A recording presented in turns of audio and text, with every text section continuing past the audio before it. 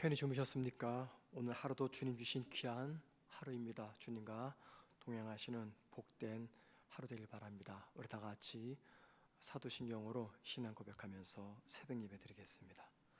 전능하사 천지를 만드신 하나님 아버지를 내가 믿사오며 그 외아들 우리 주 예수 그리스도를 믿사오니 이는 성령으로 잉태하사 동정녀 마리아에게 나시고 본디오 빌라도에게 고난을 받으사 십자가에 못 박혀 죽으시고 장사한지 사흘 만에 죽은 자 가운데서 다시 살아나시며 하늘에 오르사 전능하신 하나님 우편 앉아 계시다가 저리로서 산자와 죽은 자를 심판으로 오시리라. 성령을 믿사오며 거룩한 공예와 성도가 서로 교통하는 것과 죄를 사하여 주시는 것과 몸이 다시 사는 것과 영원히 사는 것을 믿사옵나이다. 아멘. 찬송가 216장 찬양하겠습니다. 216장입니다.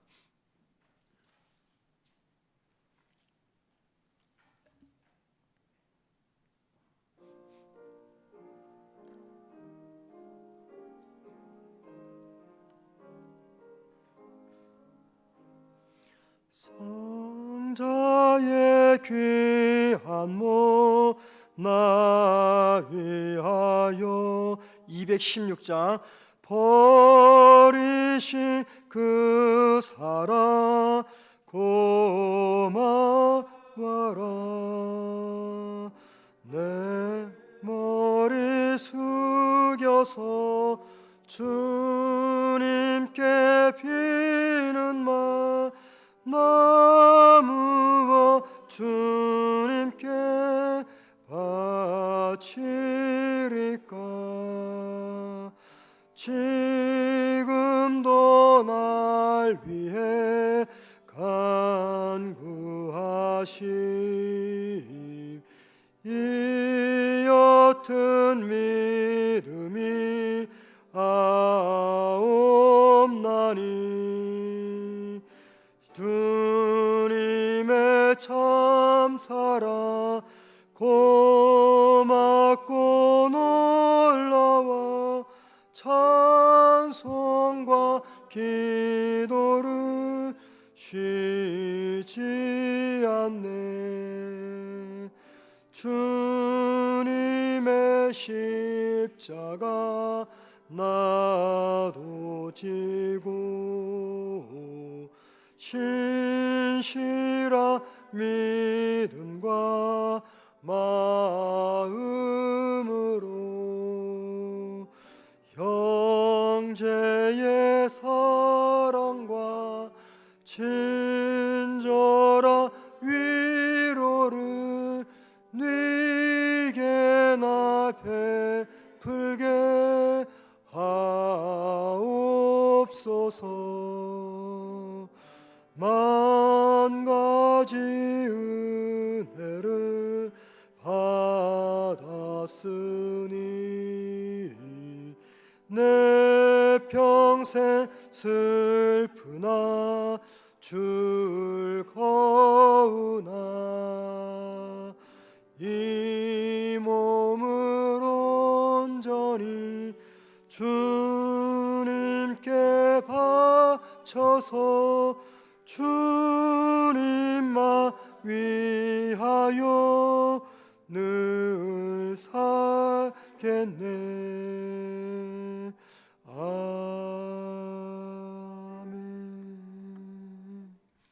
말씀 보겠습니다. 베드로전서 5장 12절에서 14절입니다.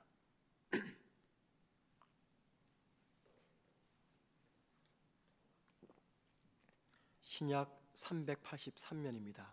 베드로전서 5장 12절에서 14절입니다. 제가 혼자 읽도록 하겠습니다. 내가 신실한 형제로 아는 실로 안으로 말미암아 너에게 이것을 써서 권하고 이것이 하나님의 참된 은혜임을 증언하노니 너희는 이 은혜에 굳게 서라. 택하심을 함께 받은 바벨론에 있는 교회가 너에게 문안하고 내 아들 마가도 그리하느니라. 너희는 사랑의 입맞춤으로 서로 문안하라. 그리스도 안에 있는 너희 모든 이에게 평강이 있을지어다. 아멘. 자, 오늘 본문은 베드로전서 마지막 결론 부분입니다. 베드로 사도는 마지막 결론 부분에서 세 가지 내용을 담고 있습니다. 첫 번째는 베드로전서의 수신자들을 향한 베드로의 마지막 권면입니다. 마지막 권면. 그리고 두 번째는 베드로전서의 수신자들을 향한 베드로 자신의 개인적인 안부 인사를 남깁니다. 마지막 세 번째는 베드로전서 수신자들을 향한 베드로 사도의 마지막 축복을 비는 내용입니다. 이 세 가지가 이 본문에 기록되어 있습니다.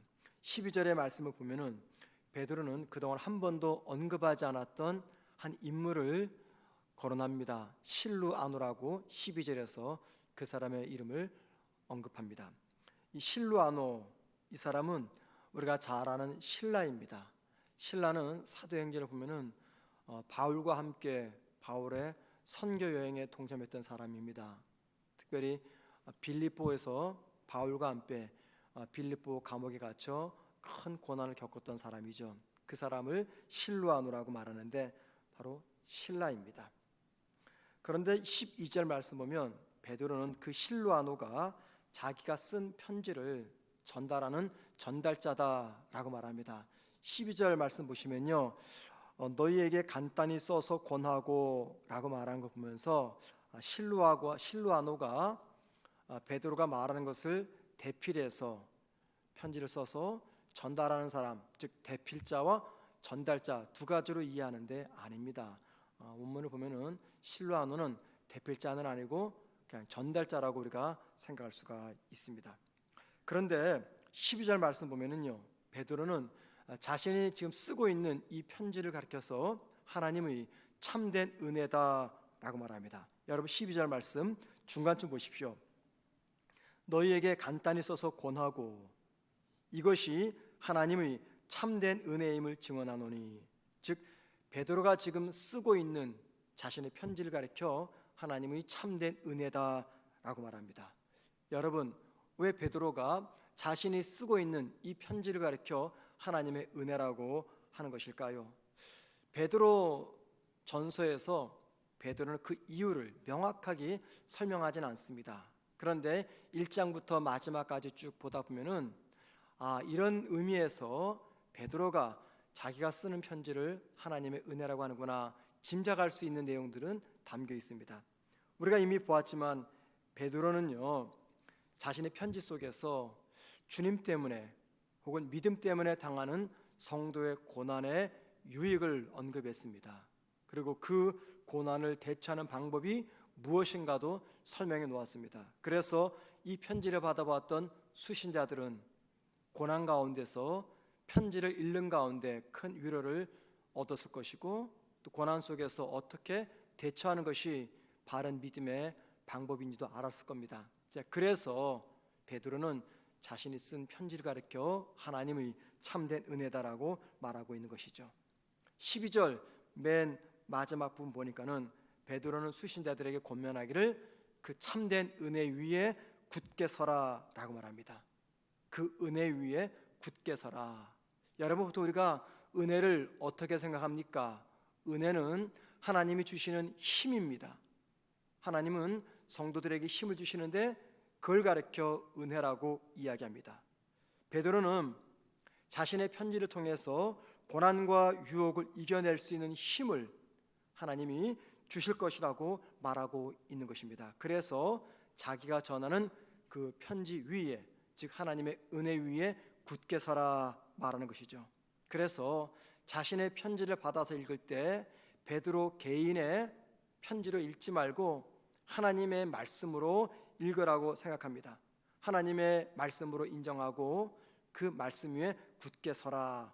나 개인의 말로 생각하지 말고 하나님의 은혜의 말씀으로 받아들여라, 그 말씀을 하고 있는 것입니다. 여러분, 베드로의 말처럼 2000년 전 베드로 전서를 받아봤던 수신자뿐만이 아니라 오늘을 살아가는 하나님의 자녀들인 저와 여러분, 그리고 앞으로 이 땅에 존재할 모든 성도들은 하나님의 말씀 위에 굳게 서야 됩니다. 그 이유는 하나님은 말씀을 통해서 저와 여러분에게 고난과 유혹을 이겨낼 수 있는 힘을 주시기 때문입니다. 말씀을 통해서 힘을 주신다, 이 말이 조금은 추상스럽게 들릴 것입니다. 추상적으로. 그런데 여러분, 우리가 찬양을 부를 때나 말씀을 드릴 때나 기도할 때나 내 우울했던 마음이 갑자기 기쁨을 얻게 됩니다. 낙심하고 절망된 내 마음이 용기를 얻게 되죠. 불안했던 우리의 마음에 평안이 찾아옵니다. 자, 이 모든 것들은 결국에는 내 안에 나와 함께 동행하시는 성령님께서 그런 은혜를 주시기 때문입니다. 그런데 여러분, 그 성령님이 언제 어떻게 역사합니까? 성경은 성령께서 역사하시는 보편적인 시간이란 말씀과 함께 역사한다라고 말합니다. 그래서 우리가 말씀을 듣는 순간 내 마음에 힘이 생겨요. 담대함이 생깁니다. 그것은 내 안에 나와 함께 하시는 성령께서 선포되고 듣는 그 말씀과 함께 역사하기 때문에 우리에게 힘도 주시고 용기도 주시고 유혹을 물리칠 수 있는 결단도 주시는 겁니다. 이 모든 역사가 말씀을 통해서 역사하시는 성령님의 은혜입니다. 자, 그래서 베드로는 자신이 전하고 있는 베드로 전서를 가리켜 하나님의 참된 은혜다라고 말하면서 고난 가운데 있는 수신자들에게 그 하나님의 은혜 위에 굳게 서라고 당부하고 있는 것입니다. 13절에서 베드로는 그의 수신자들에게 마지막 인사를 전하면서 바벨론에 있는 교회와 그리고 마가가 그들에게 문안한다라고 말합니다. 자, 마가는 누굽니까? 마가복음을 기록한 사람으로서 베드로의 통역가였습니다. 베드로가 로마에서 복음을 전할 때 그 옆에서 라틴어로 통역했던 사람이 바로 마가였습니다. 동시에 마가는 베드로의 믿음의 아들이었습니다. 그 마가가 그 편지를 받아봤던 수신자들에게 인사를 전한다라고 말합니다. 그러면 바벨론에 있는 교회는 어떤 교회일까요? 바벨론에 있는 교회는 로마에 있는 교회를 말합니다. 여러분, 구약에 보면은 바벨론이란 하나님의 백성인 이스라엘을 탄압했던 세력이었습니다. 자, 그러면 신약 시대 때 베드로 당시 하나님의 백성과 교회를 탄압했던 세력은 누굽니까? 로마입니다. 그 로마에 있는 교회를 지금 베드로는 마치 암호화해가지고 바벨론에 있는 교회라고 말합니다. 왜 그럴까요? 당시 로마가 점령했던 전 로마 제국에는요, 기독교를 박해하는 운동이 일어나게 돼 있었어요. 그리고 베드로전서 수신자들은 우리가 잘 아는 대로 지금의 터키 동쪽에 살고 있었습니다. 거기는 로마의 제국이었습니다. 해서 로마라는 이름을 언급하게 되어서 그의 편지가 로마 정부에 들어가면 말할 수 없는 박해를 받는 계기가 되기 때문에 베드로는 로마의 교회가 아니라 바벨론에 있는 교회라고 설명을 하고 있는 것입니다. 자, 이 말은 뭘 말하냐면 베드로를 비롯한 지금 로마에 있는 교회들은 베드로 전서를 받아봤던 수신자들처럼 말할 수 없는 극한 박해와 고난 속에 있음을 알려주고 있는 내용이죠. 그러니까는 우리도 지금 너희보다 더 심각한 고난의 직면에 있다. 그러니 우리도 믿음으로 견디고 있으니까 함께 믿음으로 고난을 이겨내자라고 하는 이 격려의 말씀으로써 바벨론에 있는 교회, 즉 로마의 교회와 너의 사랑하는 아들인 마가가 너희들에게 안부를 전한다 말하고 있는 것입니다. 자, 그러면서 14절에서 베드로는 그의 수신자들에게 당부를 하기를 바벨론에 있는 교회, 즉 로마의 교회와 마가와 그런 너희들은 상호 입맞춤으로 서로 문안하고 교제하고 사랑해라 라고 말합니다. 여러분, 터키에 있는 사람하고 로마에 있는 사람하고 어떻게 입을 맞춥니까? 오갈 수도 없는 상황입니다. 그런데 이렇게 쓰는 것은 성도 간에 서로 교제하고 사랑해라 그 말입니다. 입맞춤은요, 당시 사랑과 우정을 표현하는 관습이었습니다. 자, 요즘 말로 말하면 포옹이나 악수 같은 것이겠죠. 누군가가 나에게 포옹을 합니다. 누군가가 나에게 입을 맞춥니다. 그 사람에게 화를 내기는 어렵습니다. 반대로 포옹하고 악수하고 입 맞추는 사람과 친숙하게 지내기는 무척 쉽습니다. 자, 그래서 지금 베드로는 14절에서 성도 상호간에 다투지 말고 교제하고 사랑해라 말하고 있습니다. 자, 여러분, 베드로전서의 마지막 이 말씀을 통해서 우리가 중요한 것을 깨닫게 됩니다. 베드로는 마지막 말씀으로서 권면과 인사와 평안을 빕니다. 여기에서 베드로는 세 가지를 언급을 했죠.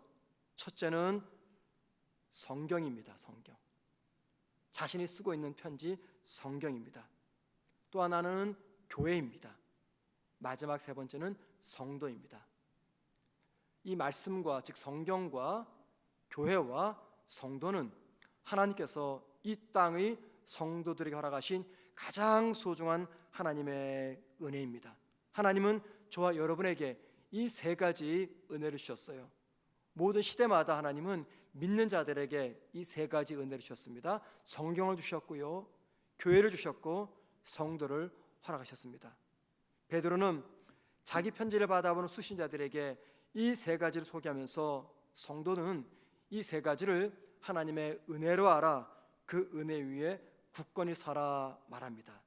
여러분, 성경이란 무엇입니까? 성경은 하나님의 말씀입니다. 하나님의 말씀. 교회는 무엇입니까? 교회는 주님의 몸입니다. 성도는 누굽니까? 성도는 하나님의 자녀요, 주님께서 당신의 목숨을 대신 지불하고 구해내신 당신의 백성입니다. 결국 성경, 교회, 성도, 이 세 가지는요 모두가 다 이 땅에 임재하시는 하나님 자신입니다. 성도가 왜 하나님 자신일까요? 우리가 잘 아는 대로 바울이 믿는 자들을 박해하러 가다가 다메섹에서 주님을 만났죠. 그때 주님께서 하신 말씀이 바울아, 왜 네가 나를 박해하느냐 말씀하셨습니다. 바울이 박해했던 것은 교회와 성도였지 주님이 아니었는데, 주님은 바울이 박해했던 교회와 성도를 자신과 동일시하셨습니다. 그래서 이 땅에 존재하는 교회와 성도는 바로 주님 자신입니다. 자, 그런 의미에서 성경과 교회와 성도는 이 땅에 임재하시는 우리 주님 자신이라는 것입니다. 그리고 성도는 고난 중에서 바로 이 세 가지를 통해서 일하시는 하나님의 평안을 누릴 수가 있는 것입니다.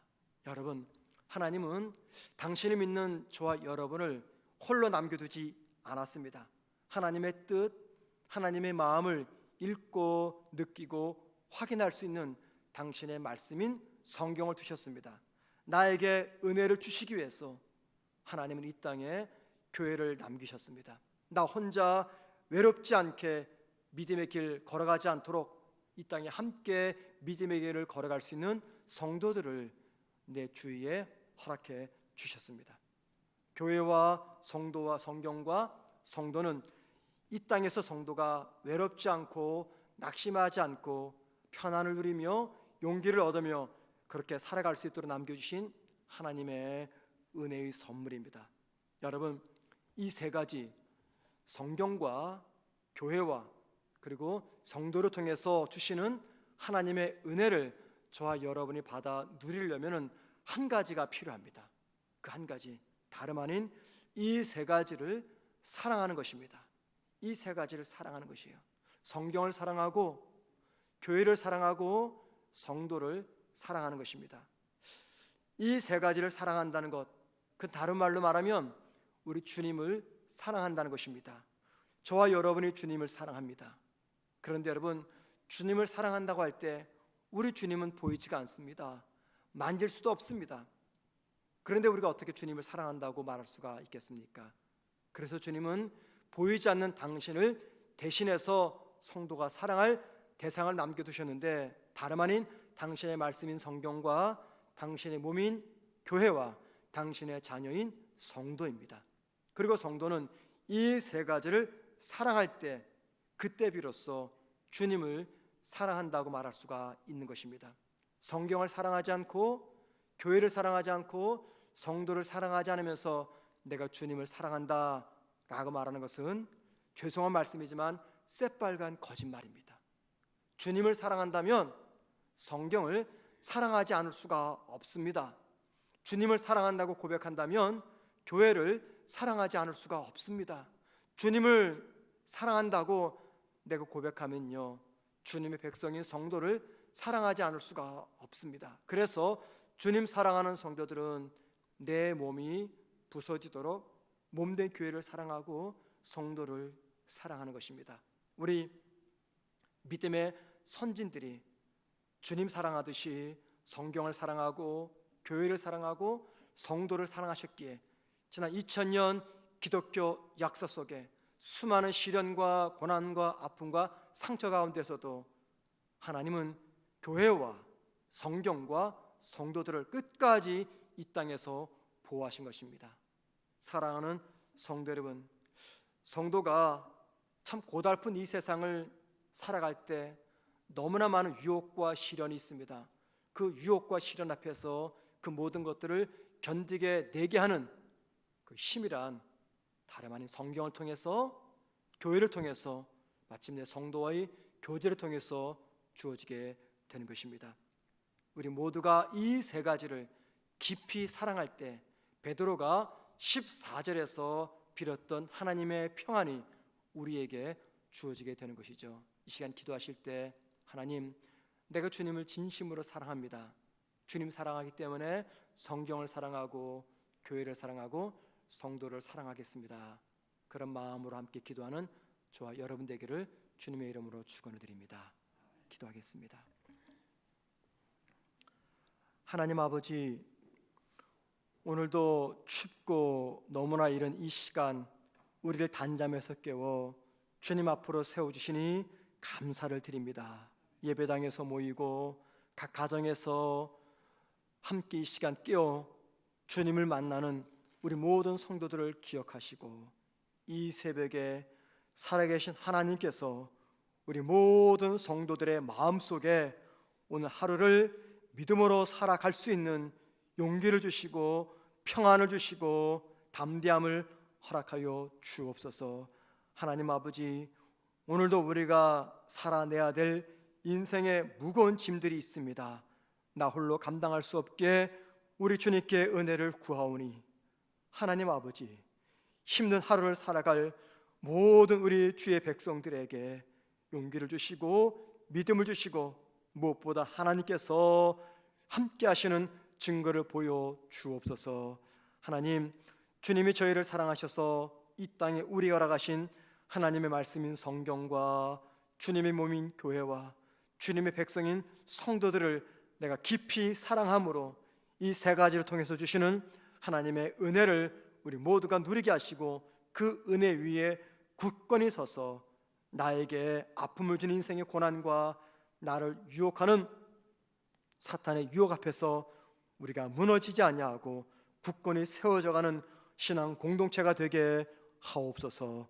오늘 하루도 우리에게 평안 주실 주님을 믿고 나아갑니다. 도와주옵소서. 예수님의 이름으로 기도드립니다. 아멘. 하늘에 계신 우리 아버지여, 이름이 거룩히 여김을 받으시오며 나라의 마옵시며 뜻이 하늘에서 이루어진 것 같이 땅에서도 이루어지리다. 오늘날 우리에게 일용할 양식을 주옵시고 우리가 우리에게 죄 지은 자를 사하여 준 것 같이 우리 죄를 사하여 주옵시고 우리를 시험에 들게 하지 마옵시고 다만 악에서 구하옵소서. 대개 나라와 권세와 영광이 아버지께 영원히 쌓옵나이다. 아멘. 기도하시겠습니다. 기도하실 때 주님을 사랑하듯이 성경을 사랑하고 교회를 사랑하고 성도를 사랑하게 하옵소서. 기도하십시다. 그리고 코로나의 감염 확진자 숫자가 속히 줄어들게 하시고 우리 교회를 포함한 전국의 교회가 코로나 감염으로부터 지켜달라고 기도하십시다. 대학 수능고사를 치러야 될 우리 수험생들이 있습니다.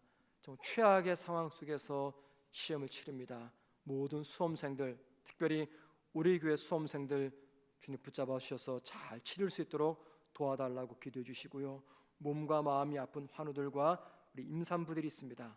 건강하게 지켜달라고 기도하시고 마지막 사회적 거리두기로 인해서 어려움에 있는 우리 자영업하시는 또 사업하시는 우리 교회 성도들 계십니다. 힘든 시간들을 보내고 있는데 주님 도와주셔서 쓰러지지 않도록 이겨낼 수 있는 힘을 주옵소서. 기도하신 다음에 자유롭게 개인 기도하시다가 돌아가시겠습니다. 기도하겠습니다.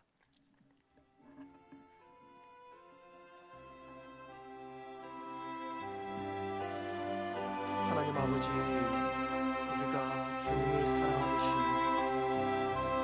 성경을 사랑하고 교회를 사랑하고 성도를 사랑하게 하옵소서. 우리를 힘주시기 위해서 성경을 주셨고 교회를 주셨고 함께 신앙생활하는 성도를 주셨는데 우리는 이 세 가지를 사랑하지 못한 채 홀로 그렇게 믿음 살아갈 때가 많습니다. 하나님, 우리에게 은혜를 더하셔서 이 세 가지를 마치 주님 사랑하듯이 사랑하고 그를 통해서 힘과 위로와 용기를 얻는 우리 모든 믿음의 백성 되게 하옵소서. 하나님 아버지, 이 땅에 코로나가 점점 확산되고 있습니다. 아버지, 불쌍히 여겨주시고 주의 은혜로 감염 확산을 막아 주옵소서. 주님의 특별하신 은혜가 우리가 필요하니 도와주시옵시고, 무엇보다 우리 교회뿐 아니라 이 땅의 모든 교회들이 코로나 감염으로부터 하나님의 은혜로 보호받게 하옵소서. 교회가 감염 확산에 진상되지 않도록 도와주시옵소서. 아버지, 도와주시옵소서. 주님, 코로나 감염 때문에 사회적 거리를 두고 있습니다. 이로 인해서 우리 국민들과 우리 교회 성도들이 많은 어려움을 겪고 있습니다. 하나님, 사업하시고 자영업하시는 우리 모든 성도들 사회적 거리두기 때문에 너무나 큰 어려운 시간들을 보내고 있사오니 하나님, 감당할 수 있는 능력을 주시고 피할 수 있는 은혜를 허락하여 주옵소서. 아버지, 주시옵소서. 하나님 아버지, 주님, 우리 교회 성도들 몸이 아프고 마음이 아픈 성도들 있습니다. 주님 잘 알지 아니하십니까? 아픈 성도들 한 분 한 분을 붙드셔서 아버지, 육체의 질병 가운데서 협계 은혜를 경험하게 하시고 마음의 질병 가운데서 마음의 평안을 찾게 하옵소서. 우울증으로 고생하며 잠을 이루지 못하는 성도들이 있습니다. 마음의 절망과 낙심 가운데 불안과 근심 속에 평안을 누리지 못하는 성도들이 있습니다. 아버지 하나님, 몸과 마음의 질병 속에서 우리 성도들을 보호하여 주옵소서. 주님께서 건강의 복을 주시기를 간절합니다. 특별히 임신 중에 있는 우리 모든 성도들을 기억하셔서 주님께서 태열매를 하다 가셨사오니 출산할 때까지 건강하게 지켜주시옵소서. 산모도 생명도 어린아이기도 하나님께서 강건하게 붙들어 주옵소서. 하나님 아버지, 이번 주 목요일날 수능을 보게 될 우리 사랑하는 수험생들을 기억하여 주시옵소서. 전국의 수험생뿐만이 아니라 특별히 우리 성문교회 수험생들을 기억하셔서 아버지, 정말 너무나 힘든 가운데 시험을 치르게 됩니다. 먼저는 코로나 감염으로부터 지켜주시고 지혜와 기억력을 주셔서 주님, 본인들이 준비한 것보다 하나님의 은혜로 더 좋은 결과를 얻을 수 있도록 우리 수험생들을 붙잡아 주시옵소서. 하나님, 주십시오. 취업을 준비하며 죽는 취업생들 있습니다. 우리 청년들도 기억하셔서 주님, 본인들이 원하는 직장에 취업할 수 있도록 취업의 문을 열어 주옵소서. 하나님, 사람들이 보기에 부족하더라도 하나님께서 그 부족함을 채워주셔서 우리 모든 성문교회 청년들 원하는 곳에 취업할 수 있도록 은혜를 부어주시옵소서. 아버지 하나님, 코로나로 인해서 우리의 믿음이 점점 약해지고 있습니다. 주님, 사랑하는 우리 모든 성문교회 지체들을 붙드셔서 이 코로나의 위기 속에서 더욱더 믿음이 살아나게 하시옵시고 불안과 염려 속에 더 주님을 의지하며 우리 믿음의 선진들이 살아가셨듯이 그렇게 믿음으로 이 코로나의 위기를 견디는 우리 모든 성도들 되게 하옵소서.